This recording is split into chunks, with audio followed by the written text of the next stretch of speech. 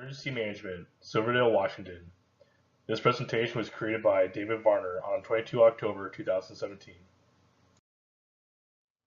The role of the emergency manager. The emergency manager plays a crucial role within the community that normally goes unnoticed.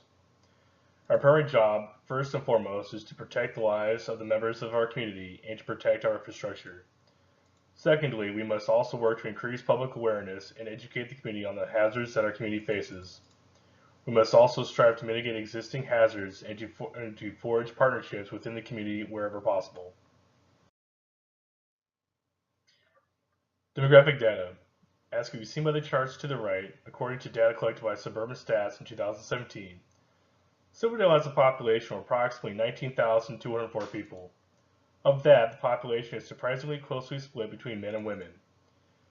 By continuing to review the chart, pay close attention to the population breakdown between men and women and to our small but significant ethnic population. I call attention to this because these can be indications of social vulnerability. As identified by Lindell et al. In 2007, the portions of our population that are socially vulnerable are female-headed homes, low income, minorities, the elderly, renters, and children.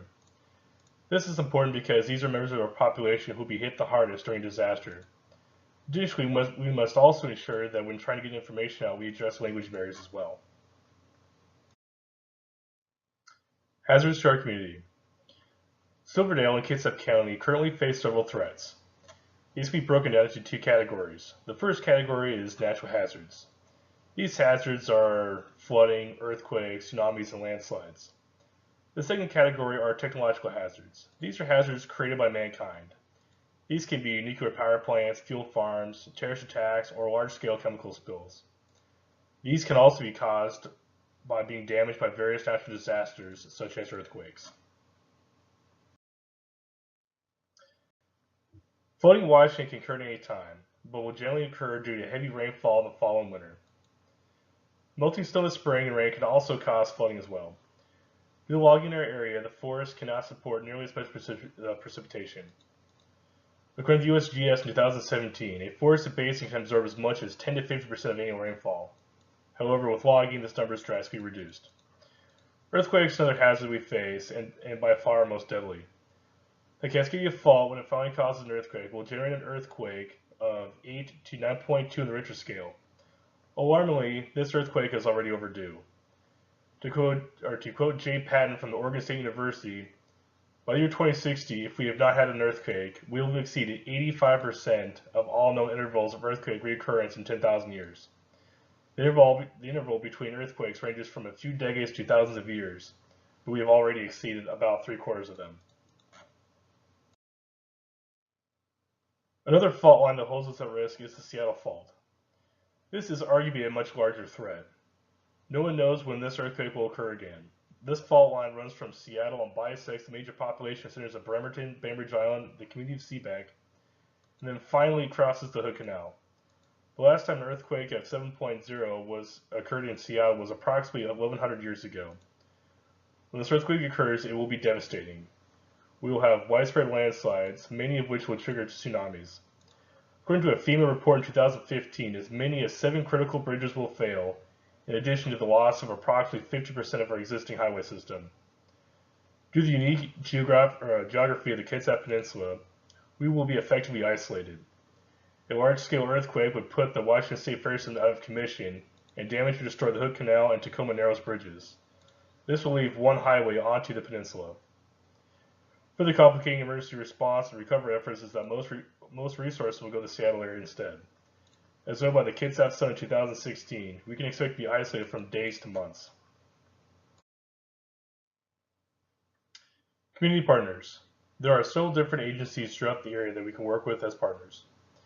These groups are churches, non-governmental agencies, nonprofit groups, utility companies, the media, schools, Naval Base Kitsap, and other stakeholders. These groups, in addition, all have a huge stake in our community.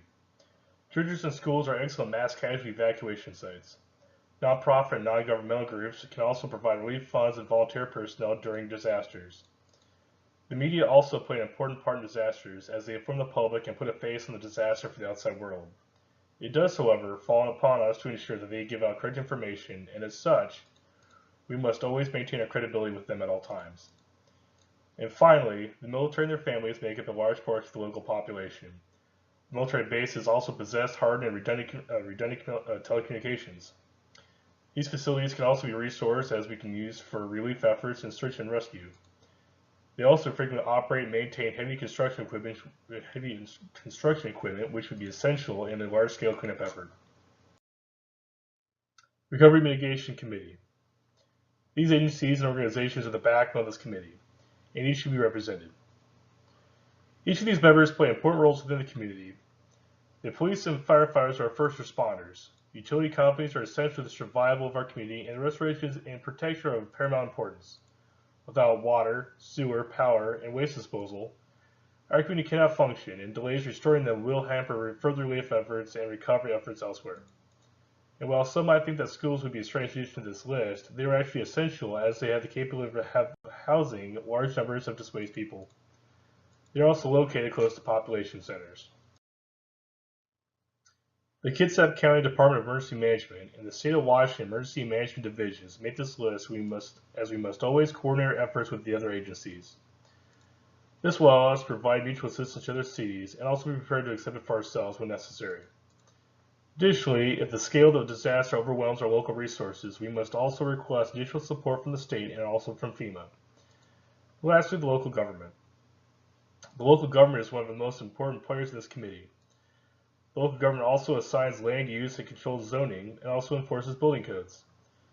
The local government can also prevent areas at risk to landslides and tsunamis from being developed, and thus limit the number of our population that is held at risk. Additionally, they control the budget for the Emergency Management Office and our first responders. Minimizing the threat to small businesses. Small businesses are at a high risk during disaster because they are not nearly as robust as large businesses and corporations. Most of their capital resources are invested in their business, and their facilities may also lack building code modifications due to the cost involved. To mitigate this, these types of businesses must be made aware of the hazards they face so they can obtain the necessary insurance to protect themselves. Lindell et al. Writes in 2007 that small businesses can take the same precautions as homeowners. These actions are moving their businesses to areas that are less at risk, utilization of structures less at risk to hazards, and boarding up windows and doors and other preventative measures when a storm is approaching. Incident Command System. The Incident Command System was developed after a number of devastating fires in California in the 1970s. Inadequate management was discovered to be the primary factor that hampered the response. The Incident Command System was created to address these concerns. This system greatly simplified and standardized approach to a disaster, and it was a revolutionary approach. It is made up of 7 elements. They are standardized response, division of labor, establish subunits to maintain and manage personnel, unit integrity, a single incident commander manages response, action plans have specific objectives, and one team allocates all resources. The Incident Management System. Our committee operates under an enhanced form of ICS known as the IMS, the Incident Management System. This system has several benefits. For example, with all personnel trained to IMS standards, all of our first responders and agencies share common terminology, organizational structure, and this also prevents the duplication of efforts. IMS is designed so that it may be scaled upwards to meet the requirements of the disaster and also gives us the ability to make all existing resources and personnel available for response. Finally, it is also endorsed by FEMA. Emergency Operations Center. The continued funding of the Emergency Operations Center is essential because it provides a permanent location for directing emergency response efforts throughout the area. It is also designed to allow multiple agencies to coordinate information flows, activities, resources, and personnel. Additionally, it is always staffed, allowing for rapid deployment of assets in times of crisis. When activated, the Emergency Operations Center can also provide a location for state and federal officials to assist with ongoing efforts. Guidelines provided by ready.gov ensure that the sufficient allocation of computers and printers, telecommunications for handling a large volume of calls, and TVs for monitoring local news channels. In conclusion, emergency management is a team effort for which everyone, from homeowners to businesses and from churches to governments, must play a part. We must coordinate our efforts, train, assess or reassess our plans, and above all else, we must prepare. It is not a matter of if our community will be struck with a disaster, but of when. When a disaster finally strikes, we must act swiftly and without hesitation to protect our citizens and to restore vital services. We cannot afford to delay our efforts, nor can we fail. The consequences of failure will result in lives lost and infrastructure destroyed. I am David Varner. Thank you for watching.